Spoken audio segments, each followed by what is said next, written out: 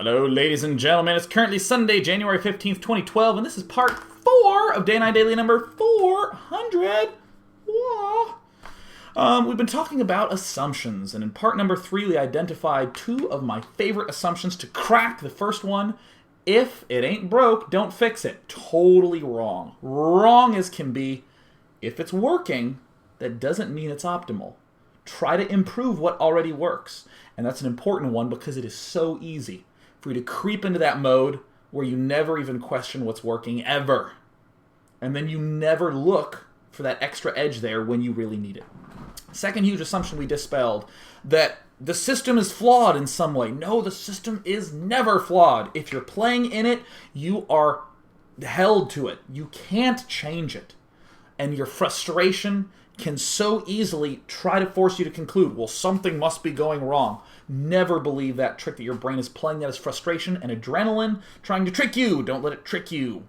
Let's move on to another assumption that, again, sounds so reasonable. Believe patterns is a reasonable assumption. Believe patterns makes a lot of sense, right?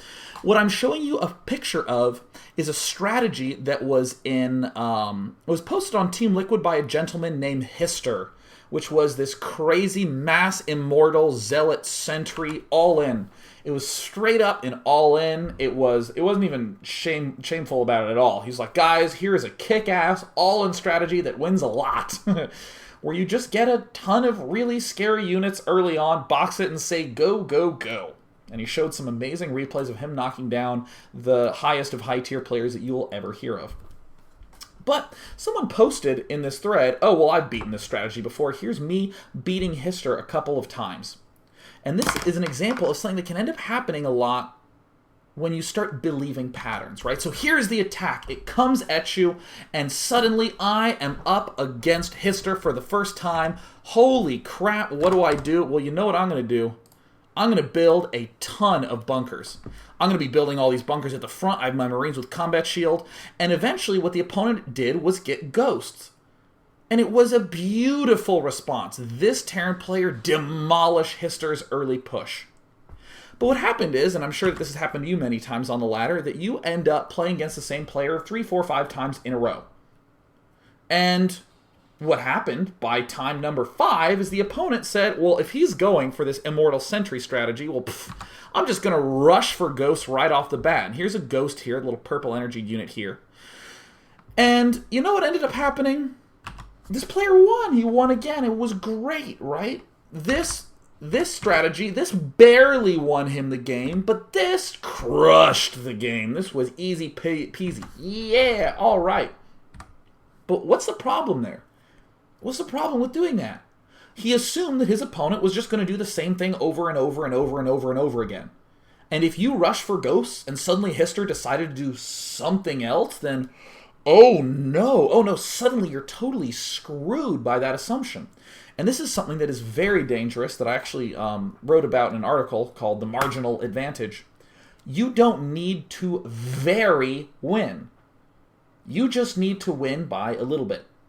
All you need to do is win. Doesn't matter by whether it's a lot or little or it's a long game or a short game. A win is a win is a win is a win. And if you fall into that trap of trying to crush that strategy that I'm sure he's doing, you're going to run into some trouble. Do a strategy that will barely defend that and can also kill this other huge array of stuff. Question patterns is the correction to that assumption. Question patterns. So, we have some good old fun time patterns. We have the good old talk like, oh, 200 Imba? That was about 150. Oh, yeah, totally Imba. One of my favorite things ever. These sorts of things that pop up. Interestingly, though, Slush is an example of someone who ended up breaking this common Zerg pattern of massing up the drones. What's the pattern that we saw for so long in Zerg vs. Protoss? For so long, how did it happen? Well, what you would try to do as a Zerg player is you try to make as many drones as humanly possible until you hit 75, and then you'd make only units. When did you stop making drones? Well, only if you needed to defend before an attack. So you'd be trying to get to like 60 and then make some units and then finally get to 75. That's the way that so many Zergs play. And it's so easy to fall into that trap where you're going, well, all the Zergs are doing it. So I'm going to sit down and I'm going to try to do that. It never even appears in your head that you're following a pattern that could be wrong or flawed or suboptimal. You sit down and you say, well, Rhett makes a lot of drones. What's his build order? He does that. Okay, I'm going to start making drones. You start getting some wins. And all of a sudden you start getting into these terrible losses. Ugh, it feels so gross and terrible. And you just start saying, well, now I need to know all these complex timings. And this is where a lot of people start to say, well, I can't scout the Protoss. I don't know whether he's going to be coming at me. I can't quite manage to figure that out. Well, you know what Stefano did that was brilliant? Stefano just stops making drones at around 46, 50, 55. He's, in fact, going for really, really, really fast roaches with roach speed. It was a very uncommon thing. He still does it. It's really effective. Sure, he wants to eventually get to 75 drones, but what he does is just values teching instead of going for a lot of drones early on. And suddenly he's the one putting pressure back. Yeah, it can defend some stuff, but you know what? He is now the one putting the pressure back, and the Protoss is the one defending. And then while there's that defense going on, great, Stefano manages to step ahead. Slush, hilariously, was joking about the, oh yeah, it's totally imbalanced, can't possibly deal with it. Slush is one of the players who actually stepped into this aggressive mindset with Zerg and started to do a lot of counterattacking, Zergling Muta, that was completely antithetical to the mass drone, then mass roach style that cropped up. Now, truth be told, there are Zerg players like Rhett and like Idra who are great at just droning everything and knowing subtle timings.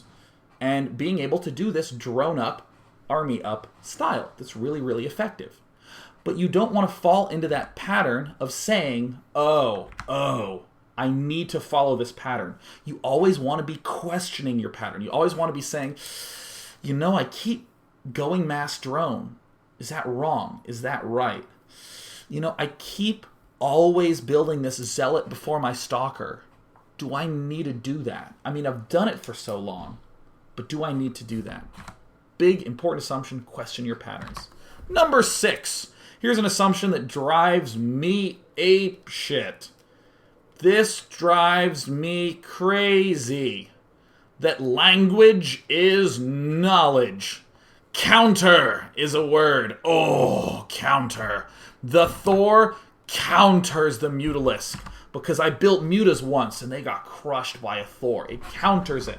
So what happens is people start to look up these lists of counters because they hear about this notion of counter. And, you know, they say, well, no, I understand it's not, you know, I understand it's not the whole counter thing. I understand it's just trying to help me out. So they think that they learn about Thors countering mutas and immortals countering roaches and blah, blah, blah, blah, blah. And then all of a sudden, they end up against an army, like a Colossus Stalker Sentry army, and they say, well, what's the counter to it? I can't counter it. There's no counter. I can't beat it. Well, stop using the language of counter. You can counterattack. There's all sorts of other things you can do. In fact, here is something that I love so much about this Mutalisk Thor example. If players are going mech and building almost only Thors, a lot of players respond by building only Mutalisks. They only build mutas. Because then what happens is they can spread the mutas out, avoid the splash damage versus the Thor, and they can expand all over the map. But what if the Mutalisks attack too early? The Mutalisks don't need to attack until they feel like it. The Mutalisks are so much faster than the Thor. The Thor and the Mutalisk don't have to be engaging. The Mutalisk can fly. It has way more speed. It can be in a lot of places at once. It can hit both ground and air and chase things down really, really easily. And can easily exploit how slow the Thors are. We've seen this happen many, many times in GSL, where a Mutalisking player just runs away from a bunch of Thors till it's time to crush it, and boom. Cool! You can't think in terms of things like counter. Language is a tool. That is the correction to this assumption. It is a tool that can help us out, but not necessarily is the truth underlying everything. So here's a term that's used a lot. Surprise! Surprise! Oh, look at this girl, she's surprised. If I did a strategy and it surprised my opponent, then it must be good. Don't you just hear that positive connotation all the time? Where someone's like, oh, I was trying to surprise him. I was trying to do a surprise strategy. Let me talk about something that I brought up earlier on, where I said strategy A attacks at 5 minutes, and B attacks at 6 minutes, and C attacks at 7 minutes. Someone might say, well, What about doing strategy A, but then attacking at 6 minutes and 20 seconds? It's supposed to come at 5 minutes, but I delay it by a minute and a half, and I attack around 6:30. I surprised him. Huh? But the problem is, this neglects the fact that strategy A, let's say strategy A is good because it comes so quickly. Let's say it's something like getting a bunch of Hellions out before our opponent can even have anything other than Zerglings. Excellent! Because we're getting them quickly, we can contain our opponent. But if you get Hellions at the 17-minute mark, when Zerg has mass map control and Mutalisks and creep all over the place, you can't possibly say, well, I'm going to surprise him by revealing my Hellions now. Just because it's surprising doesn't necessarily mean it's good. That is one of the key things when thinking about strategy, where in reality you're worried about A and B and C, and sure, he could do A slowly and surprisingly, or B slowly and surprisingly, but it may very well be awful. So surprise, not necessarily truth. Language is a tool, not truth. What about this term, DPS, a carryover from things like MMOs or RPGs? That is a tool that can help you out. You can help understand, like a Hydralisk has more DPS than a Roach because it does damage on average faster. But too often I hear people say, well, you need more high DPS units. Yeah, I really think you should have gone for more DPS. How's this for an example? Yeah, sure, Hydras do a lot more DPS than Roaches. But Roaches tend to stay alive for a lot more seconds than Hydras do. So, on average, there's a lot of situations where Roaches are dealing more damage, period, than the Hydras are, because they're just there so much. And yes, as the chat would say, these talents are huge. Some wicked good talents in this tech tree. It's very important to know that DPS is just a tool. It doesn't mean that there's anything good or bad about it. It is just a tool that we can use to help us describe a situation. Metrics are a number form of language. They're a number form of language that, again, is not truth. It's not truth. It's just a tool. So, for instance, why did I put this sexy lady on there? Because people tend to take something qualitative, such as beauty, and attach it to something quantitative, like weight. People will say things like, oh God, I need to lose some weight so I can look good. But I think everyone would agree it is ridiculous to claim that the less you weigh, the prettier you are. That is just ridiculous. And things like APM, like, oh yeah, you play StarCraft? What's your APM? Well, it's like 310. Whoa. People associate this number with being good. I can be horrible and get 600 APM. I knew a guy that had 900 APM. You know how he did it? He held Control-1 to assign a hotkey and just held it. He held the 1. And he increased his repeat rate to max. So it was just going and just flying up. So his APM curve looked like 3,444, like exactly, and then down to like 120. 3,444 exactly, and then down to like 80 or something like that. That's why it is very important not to get confused by these numbers. It's really important not to get confused by those. So, let's play a game. I've been doing riddles all the time, so you know what? It's time to play a game where we're fixing a hotel. All right, let me describe to you the problem. I'm the hotel manager, and you are a brilliant engineer. And I come to you and your team with the following problem. My hotel used to be 13 stories tall, and I had this elevator that went from, the first floors to the 13th floors. But then I just doubled the size of my hotel, so now it's 26 stories tall. The problem is, I had to build new elevators. So some of the shafts go from 1 to 26, but others go from 1 to 13, and others go from 13 to 26, and it's kind of confusing. And here's my problem. These people keep coming to me, and they are complaining that it's taking too long. They're complaining that it's confusing. Can you help me? Please help me. Help me. I need you to fix it. You're so brilliant. All right, so let's fix the task. Start doing stuff. Guys, start doing stuff. Start telling me things. What are things that we could fix? Come on. What are things that we could fix, guys? All right, cool. I'm seeing things like we could make the elevators faster. Cool. We could close the shafts. Someone's teasing me for the look of concern on my face because I'm really upset about my hotel. Shut down the elevators that don't go from 1 to 26 to make it more clear. Improve the engines to make the engines go faster. Let's see. Educate people on how to use them. Have like a man with pamphlets handing them out. Here is how our elevators work. Beat the people and make them use the staircase because they need to lose weight because it'll make them prettier. Excellent. Perfect. People tying all the lessons together. Invent warp gate technology. All right, now people are just being funny. The funny thing about this is this was a real problem that I just shared with you. This is a real hotel that had this real issue and went to a team of engineers. And they started to try to improve the engines and started to try to make the elevators faster. But after thinking about it for a few weeks, they did the following. They put floor-to-ceiling mirrors in front of all the elevators. And the complaints dropped down to 0. In essence, what was happening is that the people would stare at themselves while they waited for the elevator. Just like I'm staring at my mirror right now. What's up, Day 9? And they would kill time looking at themselves until the elevator arrived. And then they'd hop in and just go up. It's very clever. What the engineers realized was that the problem they were trying to solve was complaints. Their goal was to reduce the number of complaints. Not to do this second order issue. Not to try to improve the speed of the elevator to hope that would fix the problem with the complaints. They answered the right question.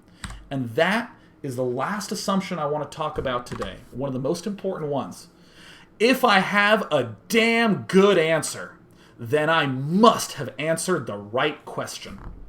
This is one of the most poisonous things that can occur with people, where it's an engineering team that manages to increase the speed of the elevator by 85%, and all these amazing optimizations, and they realize it would cost the hotel $1 million, but then they drop the price by this amazing materials engineering down to $80,000. That's the only cost it would be to the hotel for it. What a brilliant answer. But it's a damn good answer for the wrong question. For the wrong question. I don't know if any of you have ever played the game Mancala, but there was this amazing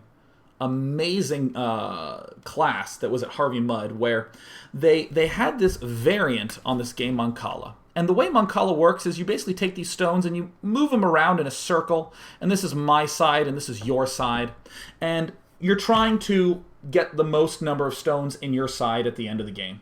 It's not important that you know the rules. What was cool about this class at Harvey Mudd is that in this variant of the game Mancala, you programmed a computer to play the game.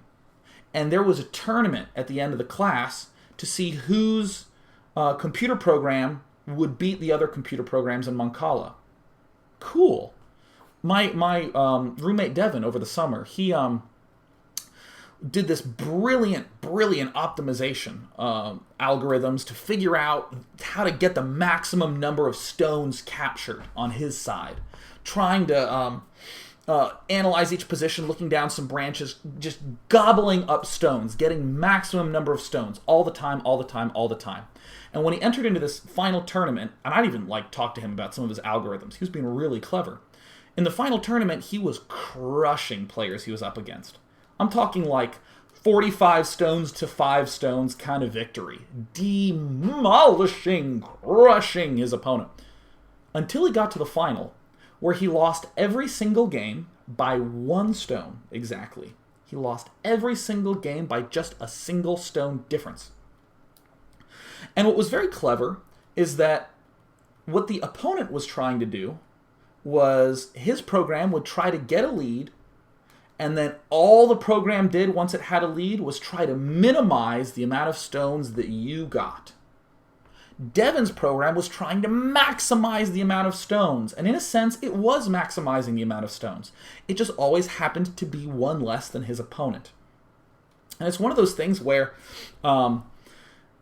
it makes you realize that Devin was trying to answer the wrong question. He was trying to answer this question of being the badass, gathering up all the stones, because that would help him win, as opposed to the other program that was trying to just maintain a lead, which is an actual way to win. So to rectify this, make absolutely certain you're answering the correct question. Look at what question you just answered and try to figure out if that is what you actually need. Double check, figure it out, because just like in this example that we saw earlier on, the question we were answering was, what is the minimum number of force fields we need to trap these stalkers? Boom, 3. Aha, I did it. But we realized that the question we should have been asking is, how do I get these stalkers to not move? I can throw down one force field and then see if he moves. And if he moves, I throw down a second force field and keep attacking and see if he moves. And then I throw down a third force field, and now I know he can't move. Cool. Ladies and gentlemen, damn those assumptions. Assumptions ruin absolutely everything, and it is so important in a game like StarCraft 2 to be able to break down those assumptions. One of my favorite assumption breaking down processes was the notion of infinity that I learned about in math, where you realize that all your intuition about infinity is so totally wrong, and you have to break it down and end up relearning it. So we've gone over 7 big assumptions, the rectifications of them, had some fun riddles, some fun questions, and now it's time to go off and in all your things, whether it be StarCraft 2 or another game or what have you, try to eliminate those assumptions as best you can. Try to create a process using some of the stuff we talked about today. Crush them, kill them, murder them, etc. And be awesome. Yeah. Questions, concerns, email feedback@day9.tv. Feedback, ladies and gents. And with that, I am finishing up Fun Day Monday, the 400th daily. Yeah, 400 freaking dailies. That is so cool. I think we almost have as many dailies as there are students that went to my old elementary school. Nailing it. Oh yeah, tomorrow's Fun Day Monday topic. It's a tough one. You go to your opponent on the ladder and you ask him for 2 units that you may not build for the entire game. And once he gives you those 2 units, you on the fly devise a strategy and try to kill him. One restriction for him, the 2 units have to start with a different letter. So he might hate Marines and Marauders, but he cannot veto both. He may only veto one, because Marines and Marauders start with the same letter. Notice how many cases that solves. And of course, for any of you wondering, why do I have a slide 70? Because I am a family-friendly Day 9. I put a blank 70th slide because I would never allow the number 69 to appear in any form on the daily, because this is a PG-13 show. Cool. Submit those replays to Monday at day9.tv. For the Newbie Tuesday at day9.tv, send me some long games where you were confused as to what was going on in the late, long, ultra-late game, like after the 25-30 minute mark.